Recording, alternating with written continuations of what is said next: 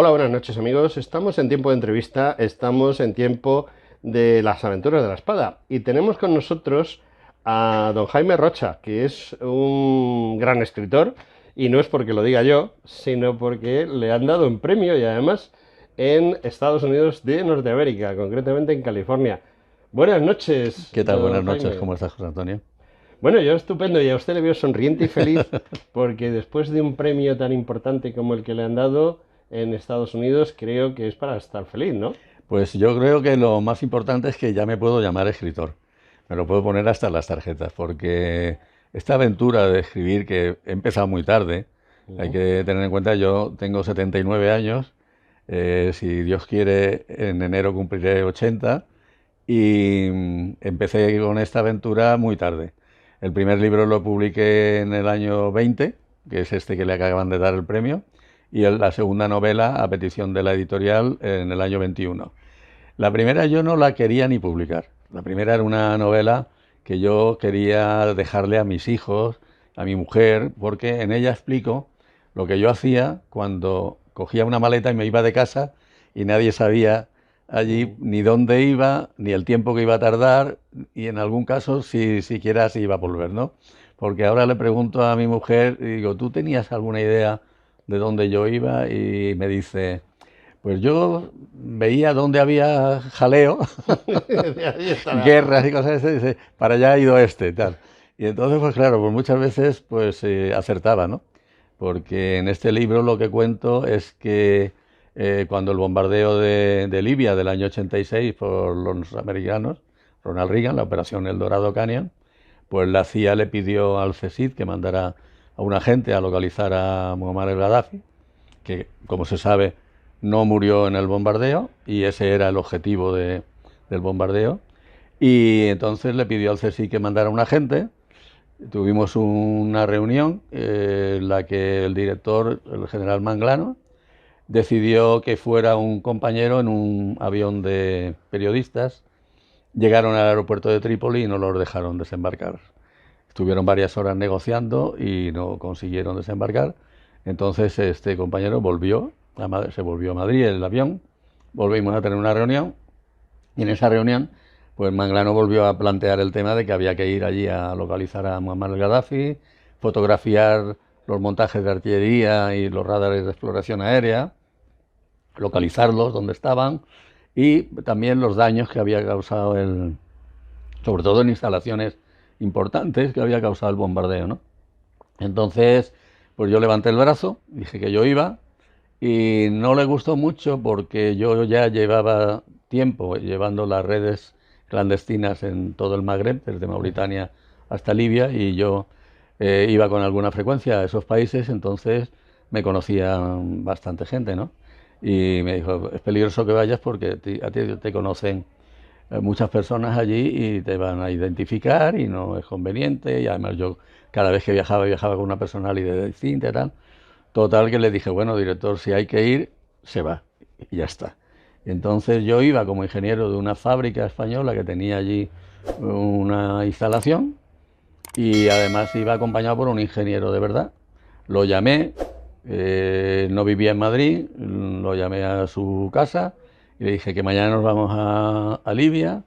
Y bueno, pues me puso toda clase de pegas, que aquello está fatal, tú no te has enterado que están bombardeando los americanos. Digo, claro, claro, no me voy a enterar, por supuesto. Digo, pero mira, si tú no quieres venir, no vengas, lo entiendo perfectamente, pero avisa a tu gente de allí, porque ellos tenían allí un piso donde vivíamos, cerca de la Plaza Roja, tenían coche, tenían una cámara con teleobjetivo que yo necesitaba, es decir, que toda la logística era de la empresa y a mí pues, me venía muy bien, ¿no? Que contar con todo eso. Entonces él al final decidió venirse, nos fuimos los dos, vía Roma, y estuvimos allí 10 días y luego ya la salida la hice yo solo. Un Ujú. poco a trompicones, pero salí. Bueno, nos ha resumido bastante bien nuestro invitado el libro El Dorado Canyon, porque, bueno, pues la gente desconoce que muchas veces operaciones militares tanto exitosas como esta, que fue un semifracaso. Sí. No digamos que fue un fracaso, fue un semifracaso. Claro, pero el objetivo era Muammar al-Gaddafi Sí. y no se alcanzó el objetivo. Una operación militar que no alcanza el objetivo, Sí, se podemos puede decir considerar, que... pero bueno, estratégicamente a lo mejor fue útil porque Muammar al-Gaddafi vio las orejas al lobo. Sí, pero luego siguió haciendo cosas, ¿eh? Porque Sí. luego fue el atentado del avión de Lockerbie y Ujú. luego tuvieron bastantes problemas, aunque al final Muammar al-Gaddafi llegó a Europa, tuvo entrevistas en España, creo recordar que en Baleares, incluso con nuestro gobierno, en Italia también. En Italia dijo una frase que se ha quedado grabada en piedra, y es que Europa la conquistarían los vientres de las mujeres musulmanas, ¿no? Y lo estamos viendo, ¿no? Con esta inmigración masiva que tenemos, ¿no? Por eso Efectivamente. ya lo pronóstico Gaddafi, y además lo dijo en Italia, ¿no? Sí. Mm. También viajó a Francia seguramente porque él hizo una buena amistad con un presidente francés que luego, digamos que no está en sus mejores momentos ahora mismo porque le acaban de condenar, ¿no? Pues sí, no, él tenía muy buenas relaciones con Francia y Francia tenía y también intereses económicos importantes Ujú. de hecho, se da la circunstancia de que cuando Ronald Reagan, después del atentado, hubo tres atentados seguidos, el primero el más importante, vamos, importante, todos son importantes, pero en cuanto a número de víctimas, el primero fue en el Líbano, murieron 253 marines americanos y 50 y tantos franceses de las fuerzas de interposición de la ONU, que había al terminar la guerra civil del Líbano. Y ese atentado fue el primero. El segundo fue el restaurante El Descanso, muy cerca de aquí. Y bueno, relativamente cerca de aquí, está más bien en Sí, bueno, Torrejón, a pero 15 vamos, 15 kilómetros más o kilómetros y tal. menos. Y el tercero fue en una discoteca de Berlín que se llamaba La Belle, donde también hubo víctimas de marines americanos. Eso fue el día 5 de abril del 86, el de la Bell, y el día 15 fue el bombardeo de Libia. Bueno, pues ningún país europeo, salvo Gran Bretaña, apoyó esta operación militarmente. Tanto es así que los aviones salían desde Gran Bretaña, del sur, Ujú. rodeaban toda la península ibérica, pasaban por el estrecho, bombardeaban, repostaban en vuelo y volvían otra vez a su base. O salían directamente de portaaviones que estaban en el Mediterráneo, ¿no? Ujú. Pero ni España, ni Francia, ni Italia apoyaron militarmente, por lo menos oficialmente. Oficialmente. Sí, Vamos a es poner... una cosa harto curiosa, ¿no? Sí, sí, sí. Sí, porque además, bueno, estoy contando que el CSI colaboró, porque me mandó a mí allí, y Ujú. entonces, bueno, ahí hay una colaboración del Servicio de Inteligencia español con el Servicio de Inteligencia americano, o sea que oficialmente no se colaboró.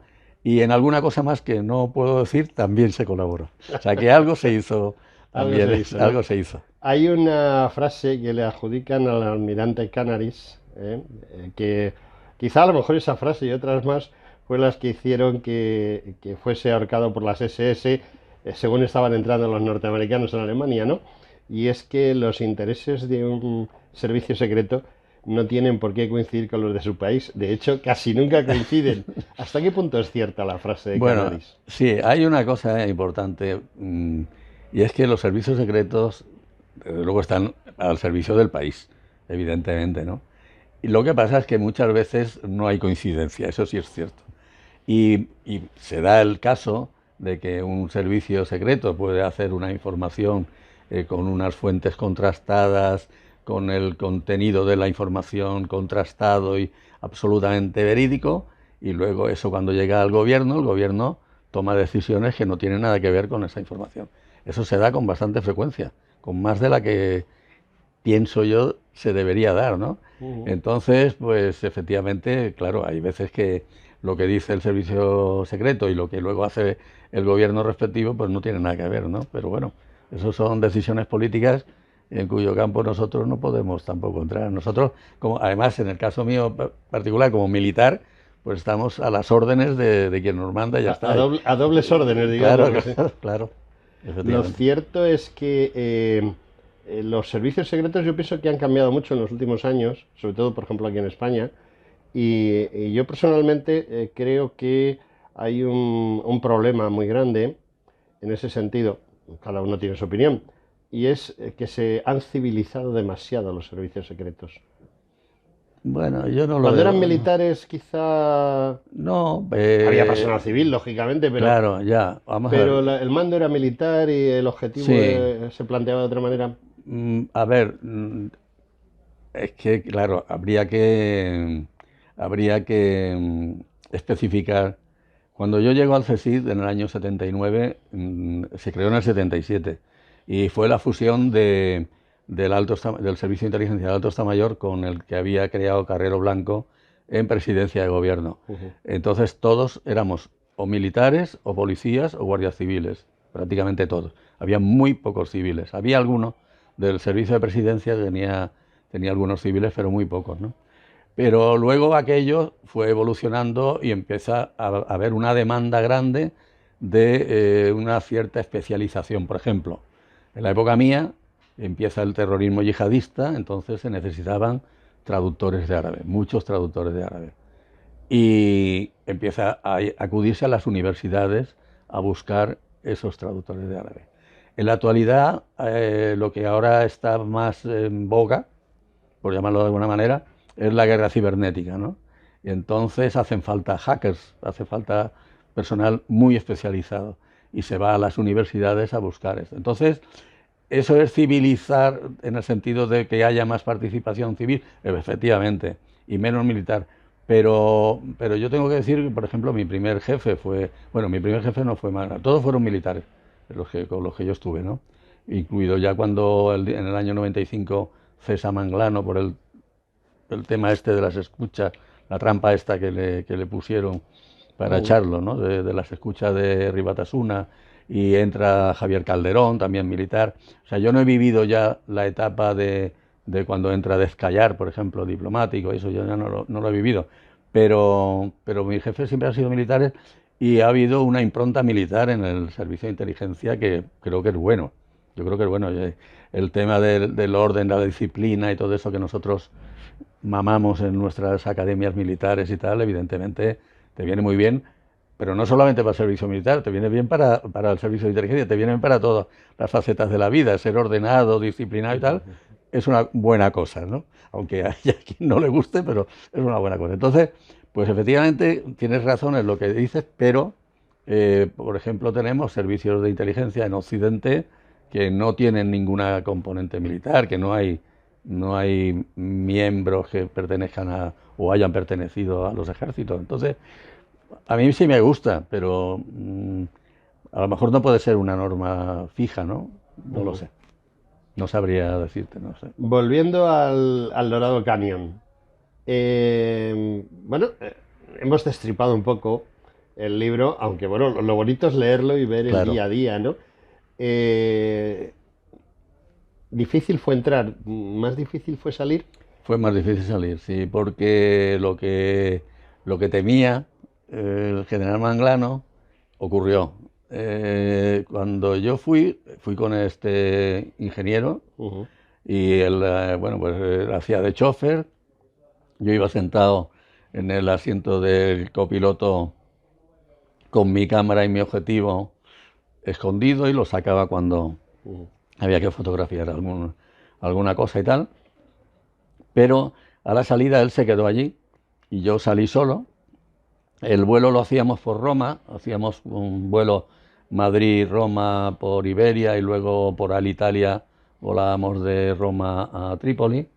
Y yo estaba, en el momento que estaba para salir, pues en el aeropuerto había una persona que me conocía. Me conocía por otro nombre, por otra profesión, por otras circunstancias. Y bueno, pues no era muy bueno que me, me reconociera. Entonces me tuve que esconder. Y cuando ya él desapareció, yo me fui al mostrador de Lufthansa. Había un vuelo para Frankfurt y me fui a Frankfurt.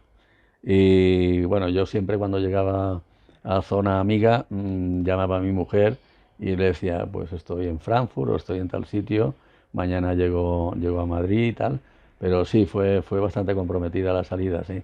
Pero más comprometido fue a continuación, y lo cuento en la segunda novela, que se llama El Muro, porque cuando yo llego de Frankfurt, me presento a mis jefes, informo de lo que había sido el viaje y tal, y me mandan al día siguiente para Marruecos. Y yo les digo que no puedo ir, que no tengo tiempo de cambiar la documentación, que yo había ido a Trípoli con una documentación, con un nombre, una profesión de ingeniero, de una empresa y tal y cual, y que con esa documentación no podía entrar en Marruecos en el momento en que Libia estaba en guerra, que las relaciones de Marruecos con Libia no eran precisamente muy amistosas y que aquello iba a llamar mucho la atención, como así ocurrió. Entonces yo llegué por la frontera de Tetuán, iba con un compañero de la Armada también, por cierto, que estaba accidentalmente conmigo porque él pertenecía a la división de contraespionaje, pero iba a salir ya de la casa, había pedido un destino en la Armada, y mientras no se lo daban se vino conmigo, y el pobre, pues cuando yo le dije que nos íbamos a Marruecos, digo, va a ser un viaje tranquilo, de ida y vuelta, tal, vamos a recoger una documentación en Rabat y a pagar a unos confidentes y tal, una cosa muy sencilla, no sé qué. Y bueno, pues ya la entrada fue complicada, él pasó la aduana sin problema, y cuando yo llegué, el gendarme de turno y vio que venía de Libia y tal, y los sellos y tal, entonces llamó al teniente de la gendarmería, me tuvieron allí en un interrogatorio como una hora, preguntándome 1000 veces la misma cosa de distinta manera, buscando contradicciones y tal, y a partir de ahí pues nos siguieron todo el viaje, pero pudimos desarrollar nuestro trabajo perfectamente, sin problema. Pero la salida sí que tuvimos problemas, tantos así que, y ya no desvelo más de la segunda novela, salimos con la policía pisándonos los talones. Y cogimos un avión en Tánger para Barcelona y nos quitamos de en medio. Bueno, la vida apasionante, pero muy diferente de la de James Bond, ¿no? Sí, no tiene nada que ver. Es que De entrada James Bond siempre se eso llama James Bond. nos ha hecho No mucho cambia, sí. daño. Nos ha hecho mucho daño ese personaje porque nada de lo que ocurre en las novelas de Ian Fleming o en las películas que se hacen sobre ella tiene nada que ver con la realidad. O sea, que esto de las señoras estupendas y los coches que vuelan, no. Va a ser que no. No, va a ser Pero de que todas no. maneras, Jan Fleming parece ser que pertenecía a uno de los servicios Sí, secretos, ¿no? sí, pero se prostituyó, llamémoslo así, buscó el dinero fácil y el dinero fácil viene por ahí, ¿no? Sin embargo, yo pertenezco a un club de escritores que se llama el Club Le Carré, en honor de... Además hay una casualidad grande que es que yo termino la segunda novela, que me la pide esta del Muro, me la pide la editorial, en vista del éxito de la primera, me pidieron una continuación a esa, y la escribí durante la pandemia, desde el confinamiento, 3 meses que estuve en casa sin salir, y la mandé a la editorial el 12 de diciembre, que fue justo el día que murió Le Carré. Esas casualidades de la vida, yo la mandé y ese día me enteré que tal. Bueno, pues pertenezco a este club donde no queremos saber nada de James Bond, donde todo el mundo escribe cosas serias y lógico. cosas que son, si no son ciertas, porque claro, allí, en ese club el único agente de inteligencia soy yo, los demás son escritores muy reconocidos, como Fernando Martínez Lainez o José Luis Caballero, o Pera Cardona, en fin, son escritores ya muy conocidos, pero ellos escriben, claro, sobre el tema, pero es todo ficción, ¿no? No hay nada de realidad, ¿no? Bueno, ahora cuando sale de viaje tiene problemas con su... En algún momento le han parado diciendo, ya a usted le conozco de algo malo. No, es que han pasado muchos años ya. Sí. Han pasado muchos Ya se ha años. jubilado, les ha jubilado los Sí, ya gendarmes está todo marroquíes. jubilado. No, porque hay gente que me pregunta y tal, y tú no tienes miedo que a esta... Han pasado más de 30 años de todo esto y ya, pues, ya están, todos los buenos y los malos estamos jubilados. Ya. Todos jubilados. Estamos todos jubilados. Y bueno, pues volvemos al principio de la entrevista. Esta entrevista viene a cuento de que se le ha concedido un premio. ¿Ese Sí. premio se ha entregado ya o hay que entregarlo? a ver, ¿Cómo va eso? Sí, yo no sabía que la editorial había mandado mi libro a Los Ángeles, ¿no? Para presentarlo a este premio.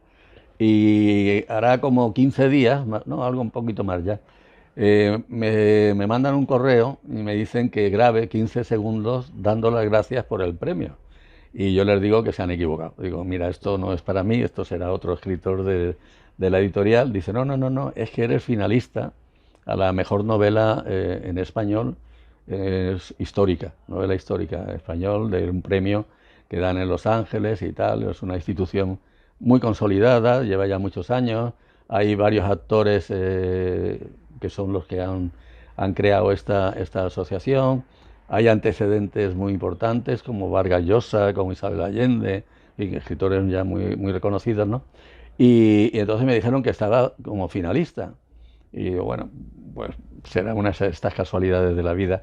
Digo, no pienso, grabé los 15 segundos, pero confiaba muy poco en que aquello pasara de finalista. Éramos 3 finalistas, digo, pues cualquiera de los otros 2 seguro que tal.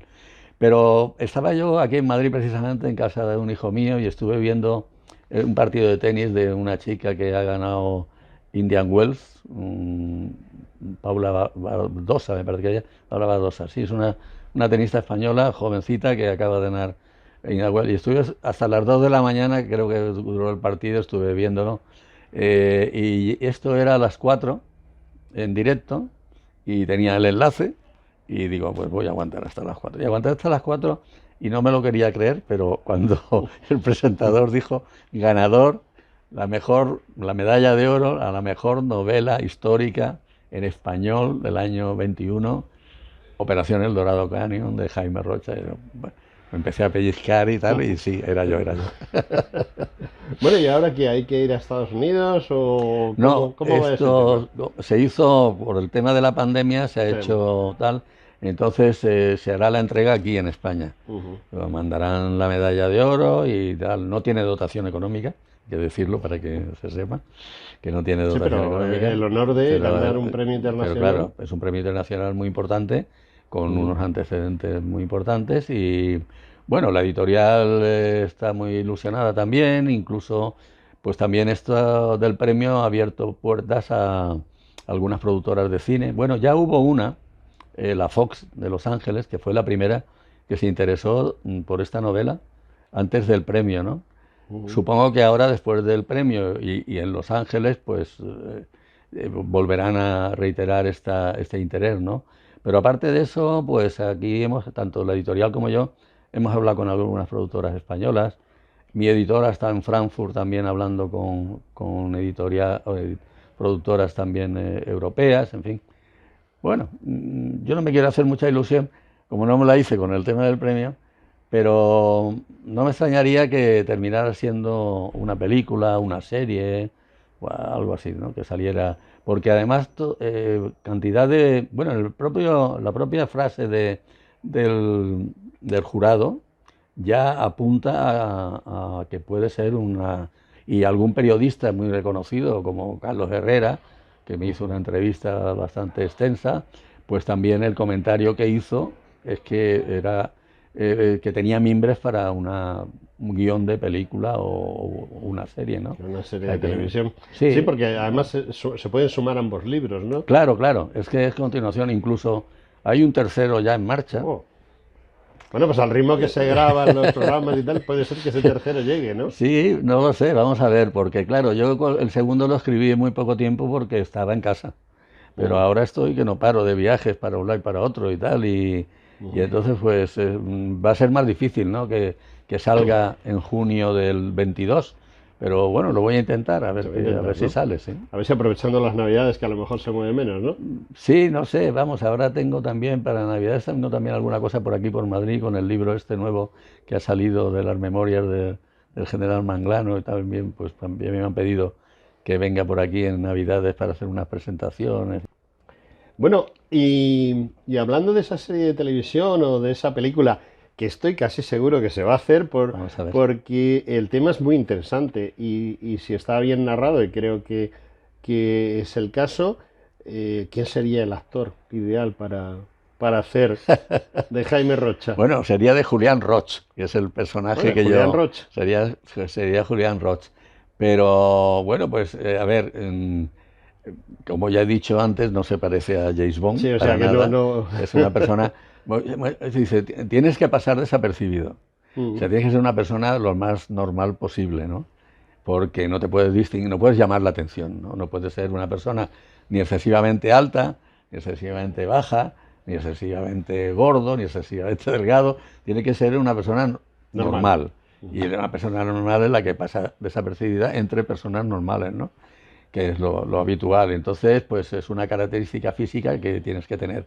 Y luego hay una serie de características que un periodista, una vez de Filipinas, me hacía una entrevista y hablando de características que tiene que tener un agente de inteligencia, el agente de campo, vamos a hablar, porque hay agentes de inteligencia que no se mueven de su despacho en la vida, que están recibiendo información, que son los analistas, ¿no? Pero el agente de campo tienes que tener una serie de cualidades personales que venimos a definir como la inteligencia emocional, ¿no? Que es la empatía, que es el don de gentes, es ponerte en situación de otro. Bueno, tienes que tener dotes de actor, porque tienes que representar distintos papeles. Bueno, eso es en cuanto a las características, digamos, personales, ¿no? Luego, pues tienes que tener una formación también, ¿no? Y sobre lo que vas a hacer, cómo lo vas a hacer y todas esas cosas. O sea que una parte tiene que ser, la tienes que traer tú ya de nacimiento y otra parte la adquieres luego con la formación que te dan en el servicio, ¿no? Bueno, pues nos estamos acercando hacia nuestro final. Yo siempre, cuando voy a terminar una entrevista, hago lo mismo. Le doy un minuto al autor para que me venda el libro. Yo creo que está vendido ya, ¿no? Sí, yo también, pero de todas maneras No, es pero mi sí, obligación decir, ya. ¿qué sería lo que haría que yo comprase el libro? Pues hay varias cosas. La primera, que me lo ha alabado todo el mundo, y es que es un libro que se lee de corrido, que no tienes que muchísimas personas conocidos míos, escritores conocidos, políticos muy conocidos, y me han dicho que cogieron el libro y que no podían soltarlo, porque es atractivo. Lo dice también la frase del jurado este de Los Ángeles, que es un libro que atrae, que te implica, que te mete dentro de la trama, ¿no? Y que no lo puedes soltar. Entonces es una característica. Otra característica es que es el primer caso de un agente de inteligencia español que escribe una autobiografía novelada, ¿no? Ya luego pues tengo un compañero nativo todavía que ha escrito también otra cosa muy interesante y tal, ¿no? Pero el primer caso ha sido el mío. Y luego también que yo no lo pensaba, pero me lo confirma el premio y me lo confirma algunos comentarios de escritores conocidos, que está bien escrito. Que yo no sabía que estaba bien escrito, pero está bien escrito, o sea, está bien narrado. Si se hace atractivo, si está bien narrado, el tema es muy interesante, pues yo creo que con eso hay elementos de sobra para salir corriendo a la primera librería a comprar el libro. Sí. La verdad, de todas maneras, vamos a romper una lanza en favor de nuestra profesión, y es que los tres mejores escritores de España salieron de las Fuerzas Armadas. Estamos hablando de Cervantes, Sí, hombre, de Lope claro, de Vega y de claro. Tirso de Molina. Y algunos tuvieron también actividades de espionaje. Quevedo. Sí. No, y el propio Cervantes Y el también. propio Cervantes, El propio cierto. Cervantes Sí, también, sí. sí, sí, sí. Pero vamos, que realmente la mayoría de los grandes escritores, sobre todo del siglo de oro, pues Fueron militares. sirvieron a España como militares, Sí, ¿no? sí, sí, sí. Es muy Claro, que importante. no sé si servimos para todo, pero algunas cosas las hacemos bien, ¿no? Sí, bueno, escribir normalmente el militar de toda la vida eh, a lo mejor no tiene una prosa que atraiga excesivamente, pero sí tiene una prosa, Sí, cosa que en otras profesiones no existe. pues sí. La verdad es que sí. Bueno, yo soy el primer sorprendido, lo tengo que decir, aunque mi editor se enfade. Mi Ujú. editor acudió a una presentación que hice en el Puerto de Santa María, en el Club de Vista Hermosa y tal, y cuando terminó me dijo, tú eres demasiado modesto presentando tu libro, ¿verdad? Tu libro es muy bueno y tal. Y digo, bueno, muy bien, pues nada, pero ¿qué quieres que te diga? Tú me lo dices, pues yo me lo creo, pero para mí ha sido una sorpresa que el libro sea tan bueno, la verdad. Pero sí que por lo visto lo es. Bueno, pues por desgracia ya nos hemos quedado sin tiempo. Y ya lo único que nos queda pues es despedir a don Jaime Rocha y agradecerle su presencia. Bueno, yo encantado, ya sabes, a disposición vuestra. Pues nada, amigos, esto ha sido todo por esta noche y emplazaros para la semana que viene. Adiós, buenas noches a todos.